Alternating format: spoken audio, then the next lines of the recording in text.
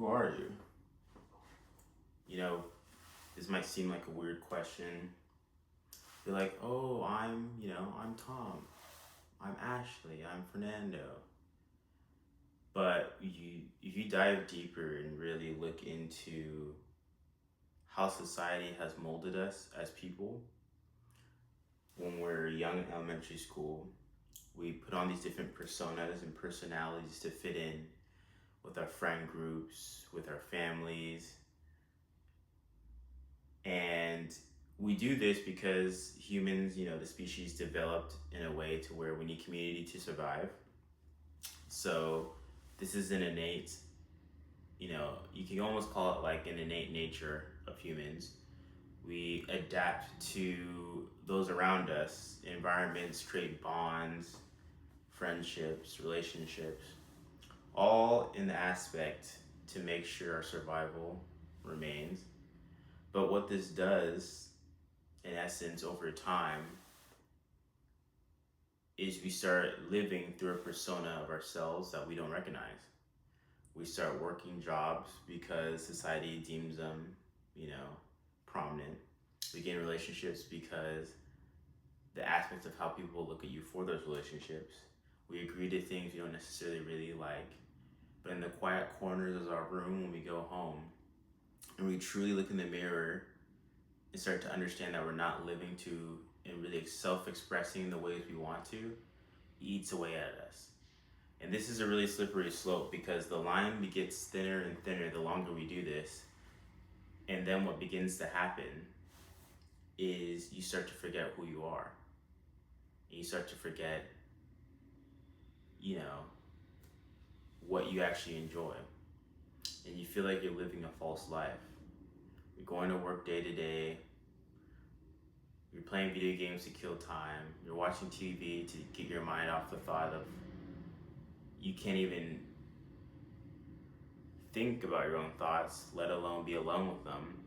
So you do all these things to distract you, being with people. But I'm here to tell you that is not how the human experience is supposed to be.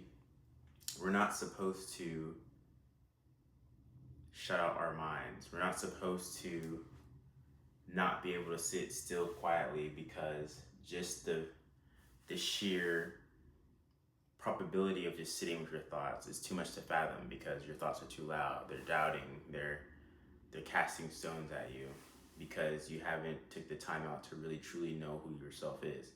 So it's almost like there's two people inhabiting you. There's the mask you put on when you go on to society, and there's the true you. But most people are living through the mask, and the true them doesn't even get to see the light of day towards the end of the day when they're going to bed. They think about and dwindle upon little things they want to do with their lives. But then they go to sleep, forget, and repeat, and keep living through that persona. And then, which is a shame because you go through a life not truly experiencing what you want to experience. So how do you get yourself out of this loop? The key here is to ask yourself, or tell yourself, I should say, I am already who I want to be. Once you figure out who you want to be, own that, embody that daily, and then you let reality catch up to your imagination.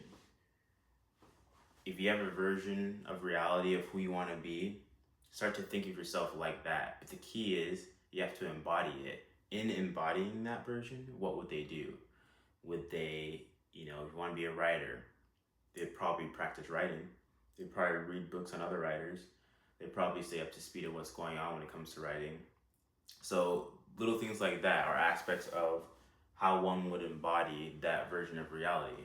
And then what happens is you start living life on a term that you're choosing actively.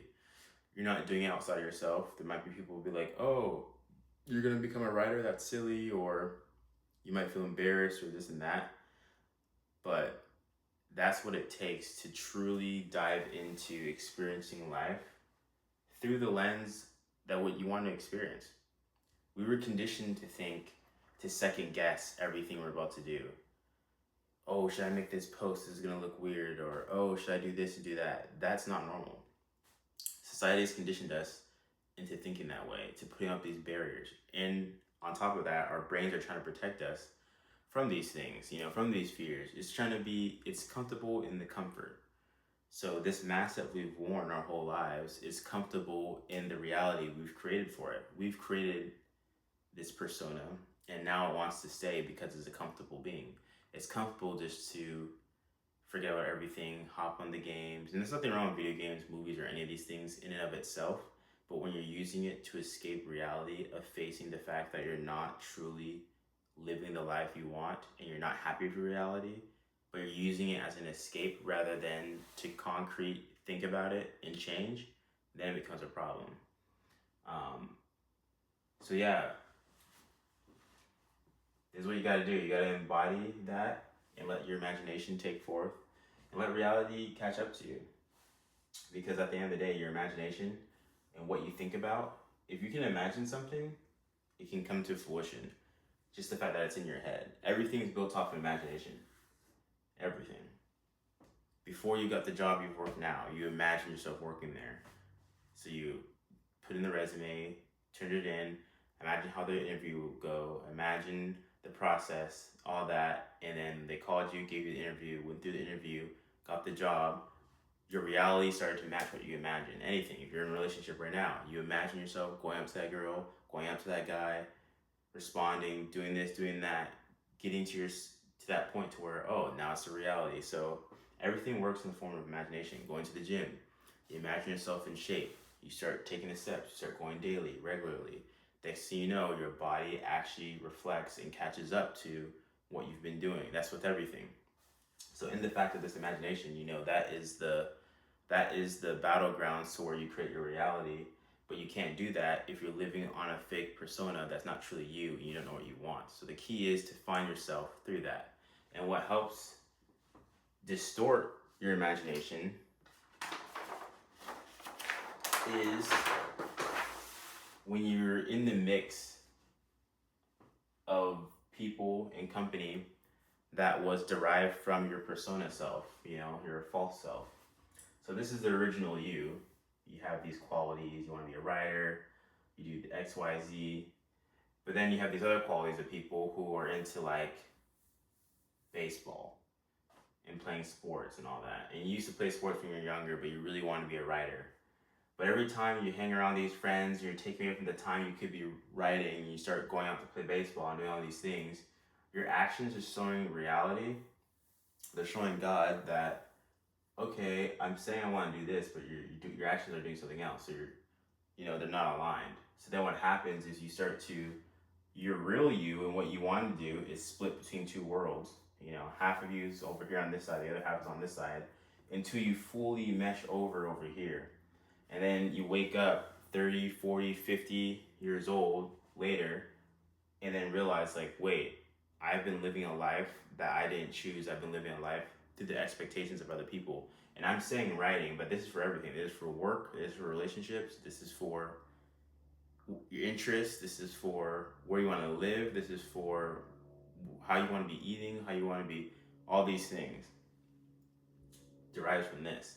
It derives from the fact that these personas, self-protection self that we put on and wear, these masks, we go out in society, skews our vision and we forget who we truly are. So the key is to mold yourself back to your original state and really take the time to figure out, okay, who am I really? What do I enjoy? And okay, yeah, there's gonna be some sacrifices. You might lose some relationships. You might have to end some relationships. You might have to do all these different things because you could continue living that reality, but to truly change and actually attract the right people into your life and become happy in the version of yourself you need to be, you have to step into that version of you who does those certain things and has these certain qualities and start living it actively. You can't just, faith without works is dead. The Bible says this. So you can believe all you want into something and, I want to make this happen, this and that. But until you take the actionable steps to achieve it in the daily practices, the daily work, or consistent work, it doesn't have to be daily. You can miss a couple days. But as long as you're consistent and you keep getting up going, keep getting up going. If you go to the gym 3 times a week, you're still going to be in more shape than someone doesn't go at all. So what I'm saying is just the consistent effort towards the life you actually want to live will reflect back to you. And then reality would have to catch up to what you're doing, because you'll be embodied in that version of yourself who's attracting that to you. That's all we did up until this point, all of us. When we're growing up, these different friend groups meshing around and da-da-da-da-da. I've had friend groups that I've known up into 5th grade, and then you get older, you move, you lose touch because your environment changes. It's a shift. Your parents want you to move over here, you start to lose friends, you go over here, you make new friends and all this. But when you really think about it, it seems like your small world of where you are is the world, but the world is so much more vast than the small towns, the people we know. And the reason it seems like the center is because that's all we've grown up in. But if you have a yearning and a calling to truly embody a version of yourself that you're not living today, you have to put yourself, make it easy, whether that's taking the action, separating yourself, or going somewhere else where you can really experience that. And the keystone to this, to make it a lot easier, is seeking solitude. When you seek solitude, what that does is you're not being influenced by your outside world. And a lot of the times, like I'm talking about, if you're really trying to shift your reality, the outside world that you're currently experiencing is not the true world you want to be experiencing, because you've been living through that false persona self. So when you create that solitude, you create distance, you take time to just be with yourself. I'm gonna be honest, the first couple days, maybe a week or so, is gonna be loud. Your head's gonna be saying all kinds of things like, oh, you're a fraud, you're doing this, you're doing that, you really think you can do this, all kinds of stuff, unless you really naturally have a still mind. But your ego and your old persona self is always going to be trying to pull you back into that old reality, and you're going to feel it's almost uncomfortable. It's like you wear the same hoodie every day, and then you bought a new hoodie finally and you're wearing it, you kind of feel awkward. It's a nice hoodie and everything, but you feel awkward because you just feel like, can I really wear this? Like, is this nice? And it's something we all experience as humans. You just gotta work through that. You have to seek that solitude, because in the solitude, you can really just immerse yourself in who you are and figure that out. And then once you figure that out, you start living like that. And you decide like, okay, this is how I'm gonna live. And once you make that decision, you become the version of yourself you want to become. So yeah, that's how you separate yourself from this old persona that we didn't originally choose, and truly become who you want to be.